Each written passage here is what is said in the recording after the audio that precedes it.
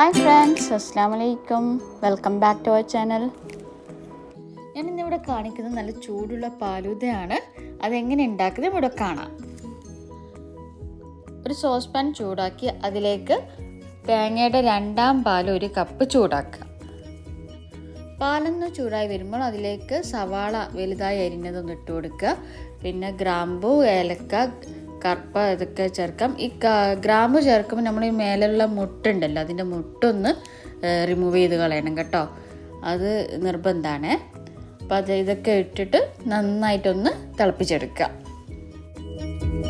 ഇതൊക്കെ നന്നായി അതിൽ നിന്ന് തിളച്ച് വന്നതിന് ശേഷം 1 കപ്പ് പാല് ചേർക്കുക. പശുവും പാലുണ്ടല്ലോ, അത് ചേർത്ത് കൊടുക്കുക.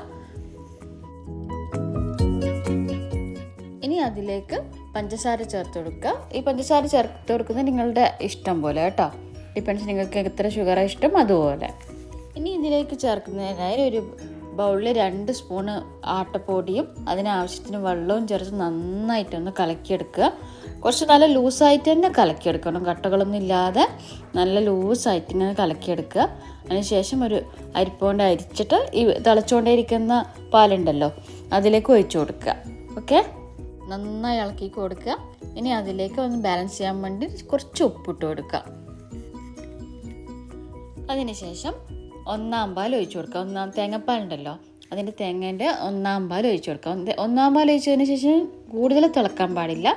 ഒന്ന് ജസ്റ്റ് ഒരു തിളച്ചിട്ടൊന്ന് ഓഫാക്കി വെക്കാം.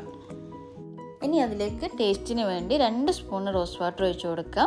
അതിനുശേഷം ഈ സവാളയും ഗ്രാമ്പും കറുപ്പും ഏലക്കയിലൊന്ന് അരിച്ച് വേറൊരു പാത്രത്തിലേക്ക് മാറ്റുക. ഇതിപ്പോൾ പ്ലെയിൻ ആയിട്ടുണ്ട്. ഇനി അതിലേക്ക് 2 സ്പൂണ് ഗീ ചൂടാക്കിയതിന് ശേഷം ചെറുതായി അരിഞ്ഞ സവാള ഒന്ന് വാട്ടിയെടുക്കുക. അതിപ്പോൾ തന്നെ നല്ല സ്മെല്ലാണല്ലോ, എല്ലാവർക്കും അറിയുന്നതല്ലേ.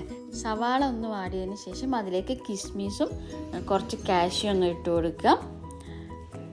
എല്ലാം നല്ല രീതിയിൽ സെറ്റായതിന് ശേഷം നമ്മൾ ഫാലൂദയിലേക്ക് കാച്ചി വെച്ച ഫാലൂദ ഉണ്ടല്ലോ അതിലേക്ക് ഒഴിച്ചു കൊടുക്കുക.